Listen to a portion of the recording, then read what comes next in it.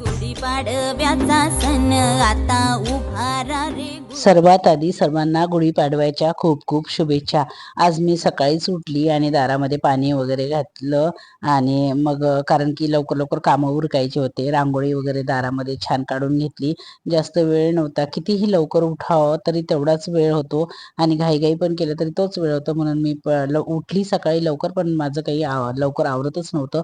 मग पाणी वगैरे मारून घेतलं, रांगोळी काढली आणि रांगोळी पण मी घाईघाईत छोटीशीच अशी रांगोळी काढली. आधी तर ठरवलं होतं छान मस्त पैकी मोठी रांगोळी काढेल, पण तेवढा काही वेळ मला मिळाला नाही. म्हणून दारामध्ये छान छोटे छोटे असे स्वस्तिक काढले, तुळशीजवळ स्वस्तिक काढले आणि दारात रांगोळी घातली. आणि मग हे आंब्याचं तोरण बांधून घेतलं, लावून घेतलं. आंब्याचे पानं तोडले, घरीच आंब्याचं झाड असल्यामुळे आंब्याचे पानं तोडले आणि हे तोरण बनवलं. आणि मग ही गुढी बांधायसाठी तयारी केली. गडवा छान स्वच्छ असा घासून घेतला पितांबरीने आणि मग त्या गडव्यावर स्वस्तिक काढलं आणि अष्टदिशांनी चारीकडे त्याला आठही दिशांनी त्याला हळदी कुंकवांची बोटे लावून घेतली आणि थोडेसे तांदूळ भिजून घेतले आणि तांदूळ त्याला असे लावले. कारण की असं म्हणतात की तांब्याच्या आठही दिशेने हळदी कुंकवाची बोटे लावावं म्हणून. मग मी ते आठही दिशेने असं हळद कुंकू वगैरे लावून घेतलं आणि मिस्टरांनी तिकडे गुढी बांधली होती. मग त्याला गडवा वगैरे असा लावून घेतला.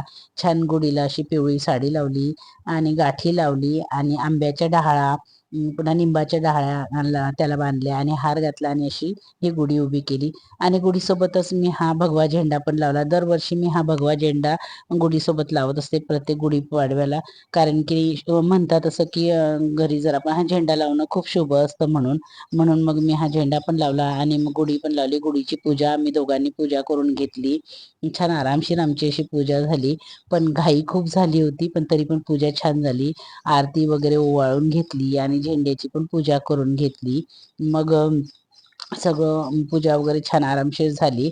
नमस्कार वगैरे केला आणि मग गुढीची पूजा करून मग आम्ही खाली गेलो आणि खाली गेल्यानंतर मी मिस्टरांना अक्षवाण केलं. त्यांना थोडंसं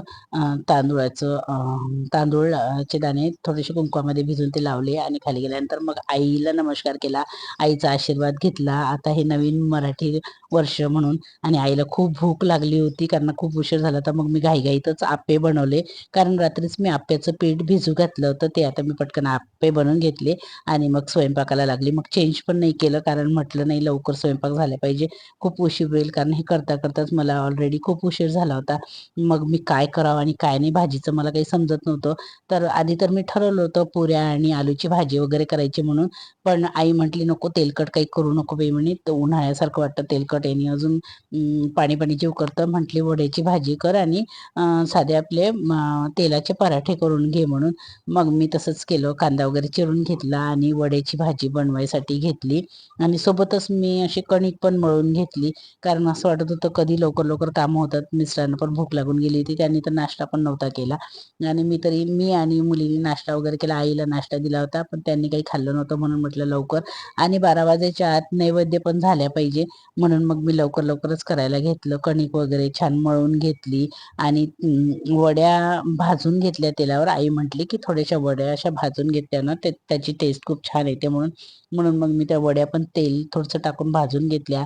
कांदा वगैरे चिरून कढईमध्ये घातला आणि थोडंसं लसणाची पेस्ट माझी संपली होती. लसणाची पेस्ट बघितली फ्रीजमध्ये, मला काही दिसली नाही. मग मी पटकन असं लसण सोलून घेतला आणि तसाच वरवंट्याने गॅसच्या ओट्यावरच त्याला असं ठेचून घेतलं. कारण घाईत काही सुचतच नव्हतं मला काय करावं आणि काय नाही. मग मी तो लसण ठेचून घेतला आणि मग कढईमध्ये लगेच घातलं. कांद्यामध्ये तो लसण टाकला. छान लालसर कांदा झाला होता तोपर्यंत. आणि मस्त मग वड्याची अशी खमंग अशी भाजी बनवून घेतली. सोबत शेवयांची खीर बनवून घेतली. गुढीपाडव्याला शेवयांचा नैवेद्य असतो असं म्हणतात, म्हणून मग करून घेतलं. भजी करून घेतली आणि मग देवाची पूजा वगैरे केली. देवाला नैवेद्य वगैरे दाखवला आणि आता आईला मी जेवायला वाढते, कारण तिला भूक लागली असेल. आणि भेटूया आता पुढील ब्लॉगमध्ये. तोपर्यंत बाय.